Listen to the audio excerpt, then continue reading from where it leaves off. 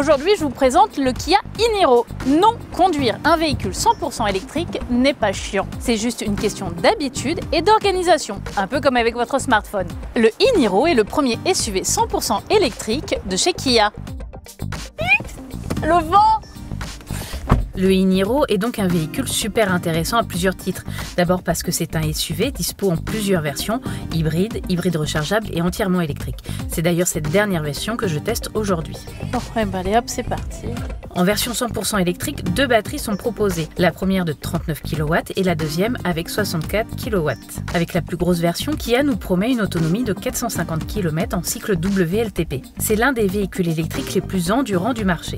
À l'intérieur, c'est une bonne surprise. La voiture est très spacieuse, elle offre beaucoup de rangements un peu partout. D'ailleurs, le coffre est même le plus grand de tous les modèles Niro.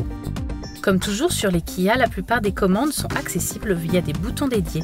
J'ai beaucoup aimé le grand écran central qui permet d'accéder à toutes les commandes audio ou de navigation. De même, le système de navigation couplé aux infos de la batterie vous permettra de voir le champ d'action du e-Niro par rapport à l'autonomie restante. Oh Nico, regarde!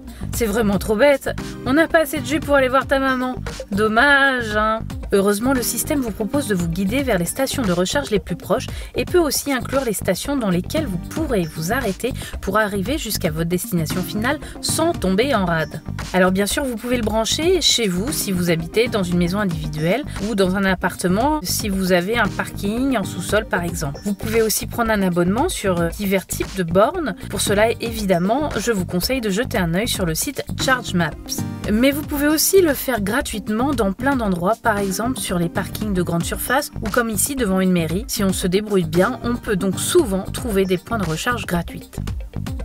Très simple, vous ouvrez la trappe, hop, vous poussez, c'est un bouton poussoir pour ouvrir, vous défaites le bouchon, vous branchez votre prise sur votre véhicule et ensuite, selon la prise, il y a des adaptateurs qui sont fournis avec et donc là, c'est la bonne fiche. La même, c'est une type 2. Donc là, vous branchez hop, votre type 2 dans la prise. Hop. Quand mon e-Niro est branché, je peux le vérifier en regardant les voyants sur la borne, mais aussi sur la voiture. Sur mon tableau de bord, je vois à quel rythme la batterie se remplit. Après la charge, je n'oublie pas de tout débrancher. Attention, avec le e-Niro, il faut débrancher la prise de la voiture dans les 15 secondes qui suivent l'ouverture du véhicule. Sinon, le câble se verrouille et ne peut pas être débranché. Ce n'est pas très bien documenté, mais donc maintenant, vous le savez. Le système de gestion de l'électricité du e-Niro va très loin dans la finesse des informations et vous aide à comprendre comment économiser de l'énergie. Par exemple, lorsque vous éteignez la clim, vous voyez directement les kilomètres gagnés. Mais si vous montez la ventilation ou vous mettez le chauffage, vous voyez aussi les kilomètres que vous êtes prêt à perdre pour avoir plus de confort. Donc mon astuce, si vous devez économiser de la batterie, vous coupez le chauffage et vous activez le chauffage du volant et du siège car il consomme beaucoup moins d'énergie.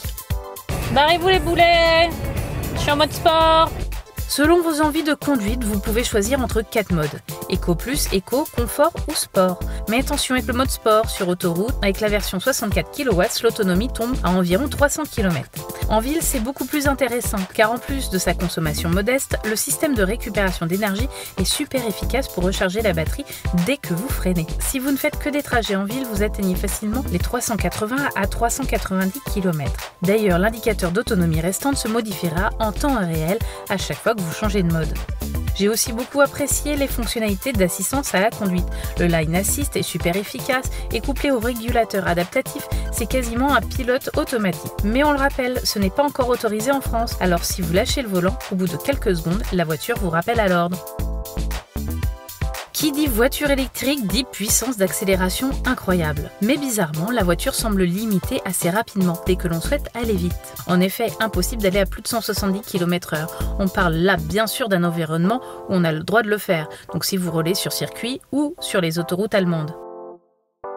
Pour les prix, comptez entre 38 000 € pour la version 39 kW et 42 000 pour la version 64 kW. Et à ces prix-là, vous pouvez déduire 6 000 € de bonus écologique. Pour un SUV très bien équipé avec une autonomie vraiment confortable, pour un véhicule électrique, le Kia e-Niro est vraiment une bonne affaire. J'espère que ce test vous a plu. Si c'est le cas, vous savez quoi faire. Un pouce en l'air et surtout, n'hésitez pas à partager cette vidéo.